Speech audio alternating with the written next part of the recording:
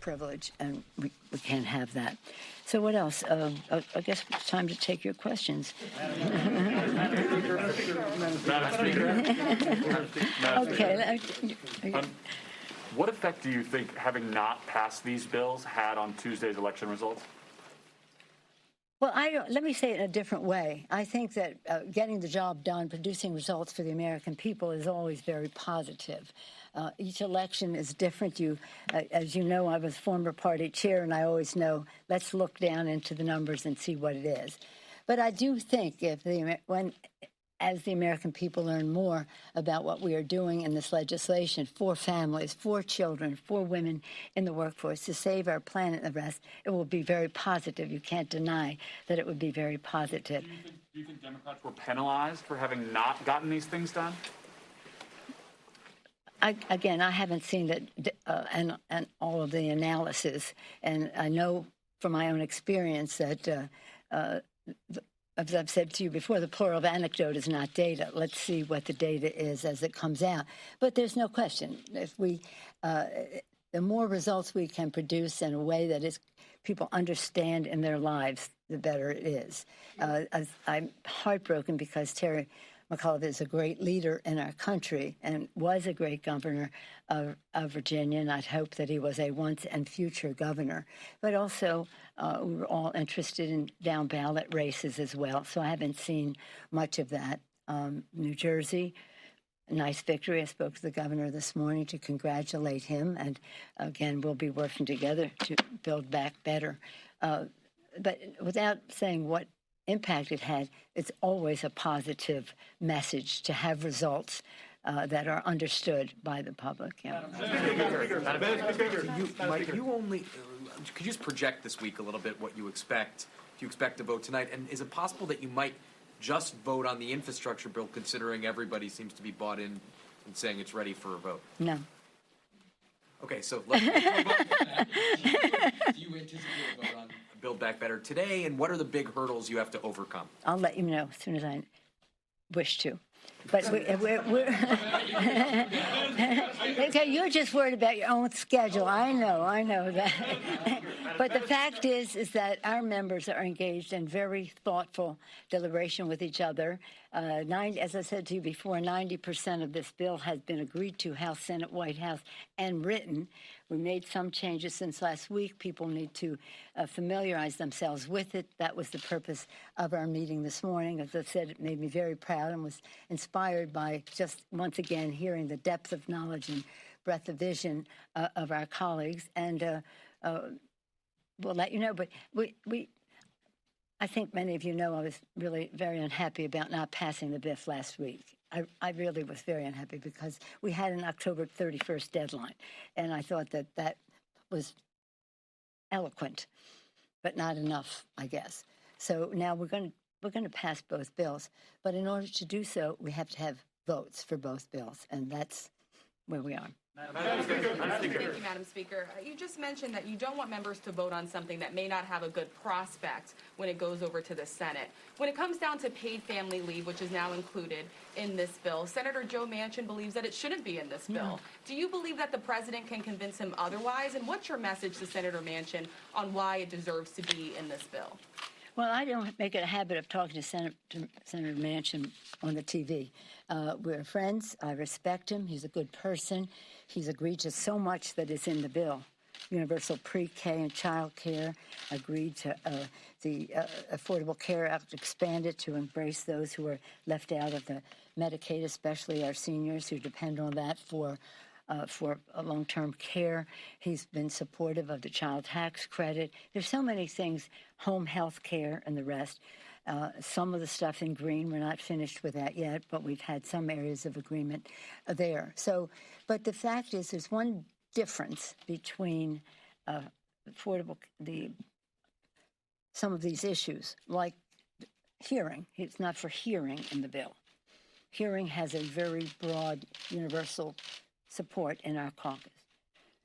In terms of family medical leave, that has big, broad, it's no sacrifice for anybody to vote for something that might not see the light of day.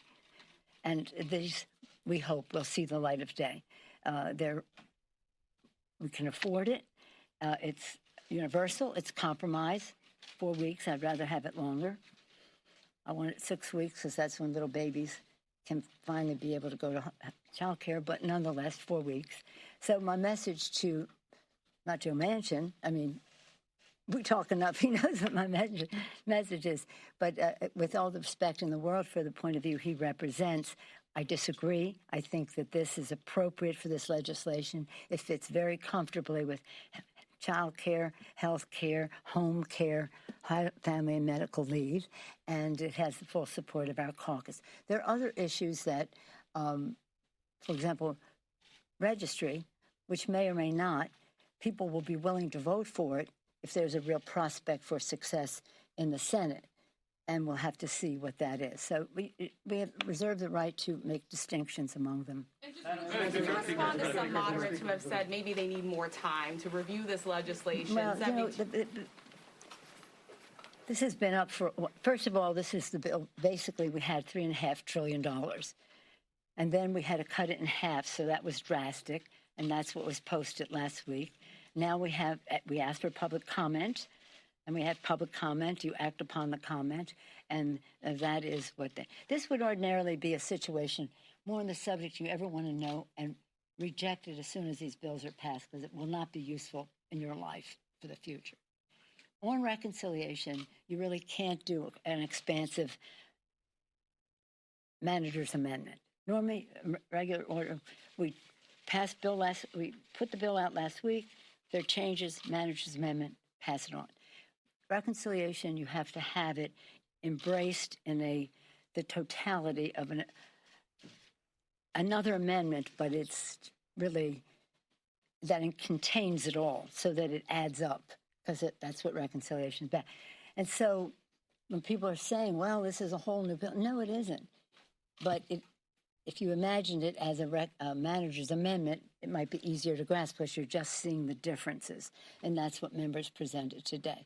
So again, no manager's amendment with reconciliation that is substantive. Therefore, you have to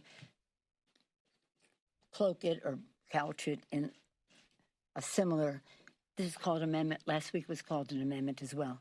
An amendment in the nature of a substitute. Is that going to serve you well in your life? Are you concerned that the parliamentarians passed as an immigration prosecutor inhibits her ability to, produce an impartial judgment on immigrant relief proposals? I mean, the judgment about the parliamentarian is one for the Senate. I just don't agree with the original that the policy outweighed the budgetary aspects of the bill. But she's the parliamentarian. You have to talk to the Senate about judgments about their people. Yes, sir. Your leadership took a whip count. The deadline was about a half hour ago. I'm sorry? Your leadership took a whip count of the members on the Build Back Better Act. The deadline for that was about a half hour ago. Are there Democrats still saying that they're not going to vote for this? Do you have the votes to pass this by the end of the week? Well, you were my priority. I came right from the caucus to this meeting, so I'm not familiar with what that is. But again, we have questions that members have, whether it's about, is it really paid for? That was one of the questions. Yesterday, we had a session where I listened to them, and they want to know, is it really paid for and how? We had this morning, Richie Neal and Brian Deese from the White House talk about how it was, and with the idea, that was early. That at 10 o'clock, the Joint Tax Committee would be that would be released. Have you seen it? You've seen it. Okay, so that was one piece. The other piece was about inflation, and we had the experts' opinions, and in fact, a very recent today from Moody's that if the bill was since it is paid for, it would not increase inflation, and in fact, it would add to our economy because of child care, enabling many more women to fully participate in it. So I haven't seen. I don't know. I was going to say, did you see the whip gun? Because I'll tell you something about Mr. Clyburn. He keeps it close to the vest. Even as Speaker, I say that. Mr. Clyburn, how are we doing? Madam Speaker, a number of the Virginia Democrats were very critical of the decision not to put the infrastructure bill on the floor before the election, and they say that contributed to Terry McAuliffe's loss, do you believe the House Democrats in any way were partially responsible for what happened on Tuesday? Wasn't that a question you asked? Similar. What I said was any sign of progress is always good for the public when they understand what it is, and I think they understand infrastructure pretty well. So it would have been better if we had. I don't know because I haven't seen the data. Perhaps you have. I think there were other issues at work in that election, and it remains not for me to make an observation unsubstantiated by data and science and fact. I'm very scientific about elections, district by district, within the district, region by region, and we'll see what that is. But it was not a good night. So let's just not go away from that.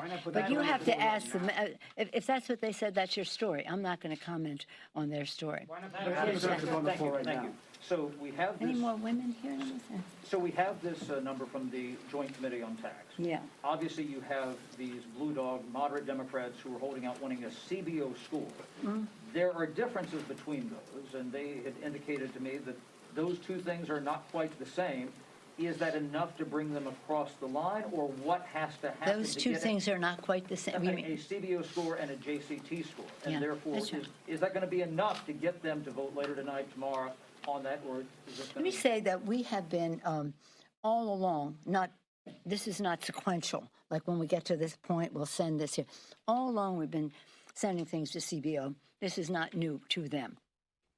And same thing with joint tax, and they've come now with our bill, come out and said how much money it will absolutely produce. And that doesn't include over and above the prescription drug money, which is hundreds of billions of dollars, as well as $400 billion from the enforcement.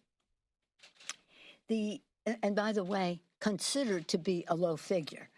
Former IRS directors have written and said it could be close to $1 trillion, but we're counting it low. We have been very conservative in every estimate that we make, so that it truly is formidably paid for. The CBO also has been. You're listening to House Speaker Nancy Pelosi on Capitol Hill talking about the Build Back Better plan, where it stands right now in the House of Representatives, and whether or not there will actually be a vote. There was some talk today that we could possibly see that vote today, but that now does not appear to be the case. The Speaker saying that she is unhappy that neither of the two bills, the one that advanced in the Senate and the one in the House, were passed before the election in Virginia. But she says she needs to dig deeper into the data to determine whether or not that was a determinative factor.